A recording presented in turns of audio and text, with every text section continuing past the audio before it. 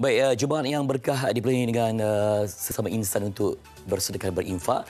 Nak bincang tentang bantuan 3 negara Muslim sejuk untuk yang terkesan di Syria, Palestin dan juga Yaman. Saya bersama dengan Cik Muhammad Luqmanul Hakim Muhammad Rizwan yang merupakan pengerusi Pertubuhan Peduli Islam Malaysia. Assalamualaikum. Waalaikumsalam warahmatullahi Baik, tadi saya sebutkan tentang konflik yang berlaku di Syria, di Yaman, di Palestin yang belum ada kesudahannya. Jadi ketika musim sejuk, lebih banyak tragedi yang tragis melanda. Jadi mungkin dapat dirungkaikan sebagai mukadimahnya. Baik, insya-Allah. Pertama sekali kita kena faham yang keadaan yang menimpa mereka ini bukan sesuatu yang mereka minta. Ini sesuatu yang Allah uji mereka dalam keadaan sebelum ini mereka memiliki kediaman, memiliki keluarga, tetapi hampir daripada keseluruhan apa yang mereka miliki sudah ditarik dan diuji oleh Allah Subhanahu Wa Taala. Dalam keadaan sebelum ini mereka ada kediaman, hari ini terpaksa tinggal di kemah-kemah yang setebal kain kanvas. Sebelum ini mereka ada selimut yang cukup selesa untuk digunakan, hari ini mereka hanya mengharapkan bantuan daripada orang ramai. Sebelum ini ada pemanas yang kita kata cukup baik untuk digunakan, hari ini mereka tidak ada apa-apa. Kalau tiada bantuan kita kata bahan bakar sebagai contoh, selimut, baju sejuk, kemungkinan mereka terpaksa berhadapan dengan kesejukan dalam keadaan mungkin terpaksa menumpang di rumah orang lain dan sebagainya. Ini sesuatu yang pada saya sesuatu yang sukar digambarkan. Ketika kita pergi hanya tangisan yang kita dengar kerana sukar untuk digambarkan dengan kata-kata, tetapi sesuatu yang cukup berat untuk mereka tanggung sendirian, insya-Allah. Baik, isu kemanusiaan ini kadang-kadang ada seperti pasang surutnya. Betul. Sekejap diwawarakan, kemudian dipandang sepi. Jadi bagaimana untuk kita didik masyarakat supaya ini adalah tanggungjawab kita sebagai insan dunia yang perlu berjuang untuk sama-sama membantu mereka yang kadang-kadang terlindung oleh berita palsu barat ataupun bias yang berlaku di negara yang seperti ini. Betul. Pertama sekali kita kena faham yang berita ini kadang-kadang pasang surut lah. Tetapi kesengsaraan yang mereka hadapi sebenarnya makin lama adalah makin teruk berbanding dengan sebelumnya. Dan kita kena faham bahawa tanggungjawab dan untuk meraihkan mereka, menyantuni mereka, itu adalah tanggungjawab kita. Kerana mereka adalah saudara kita, mereka tidak memohon untuk menjadi seperti mana yang mereka jadi pada hari ini.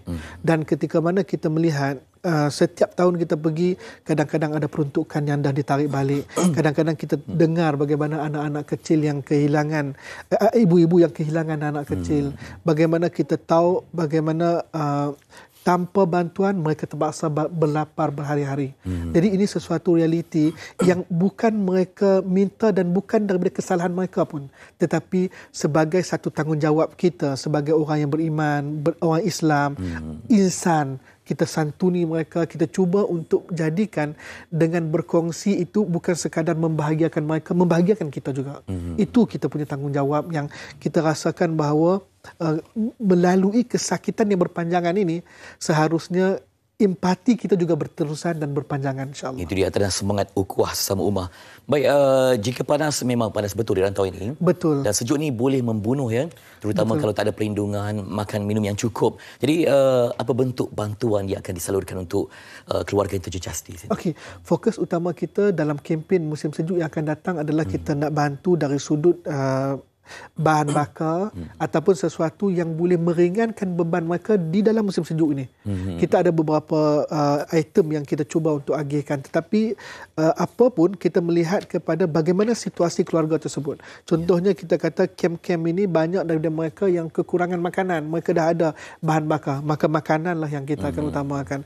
Ada sebahagian daripada mereka yang belum ada bahan bakar, belum ada alat pemanas itu sendiri ataupun sudah rosak daripada sumbangan tahun lepas. Jadi kita akan berikan. Jadi insya-Allah apa sahaja kita kata kekangan bagi mereka untuk menghadapi musim sejuk ini, itulah fokus utama kita insya-Allah pada kempen musim sejuk yang akan datang.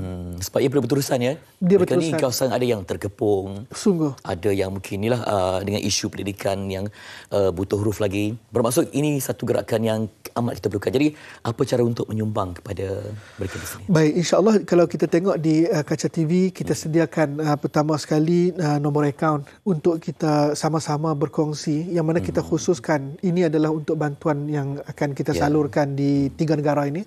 Selain daripada itu, kita juga sediakan nombor telefon, website kita yang mana boleh hubungi kami. Kalau kata nak menyumbang secara bulanan boleh, kalau kata nak berikan sumbangan kita kata dalam pelbagai cara kita sediakan, dan insya-Allah boleh tanya kalau kata mahukan sebarang maklumat tambahan dan sebagainya insya-Allah, ataupun boleh layari website kita, yang mana website kita sediakan segala maklumat insya-Allah yang mencukupi untuk kita mengenali situasi insya-Allah. Jadi di hari Jumaat ini mungkin ada yang tergerak hati untuk membantu ya. InsyaAllah. InsyaAllah ini banyak sekali saluran untuk anda sumbangkan demi umat yang terjejas di Syria, di Yaman dan juga di Palestin. Terima kasih untuk Cik Luman Hakim yang tampil untuk memberikan penjelasan dan juga untuk mengajak anda untuk berinfak demi ummah yang diuji dengan kesengsaraan. Seperti kita akan banyak lagi kongsikan untuk anda terus bersama kami di MHI untuk info yang pelbagai. Terima kasih banyak berkongsi. Terima kasih. InsyaAllah. Okay. Tuan dengan siapa sebelum?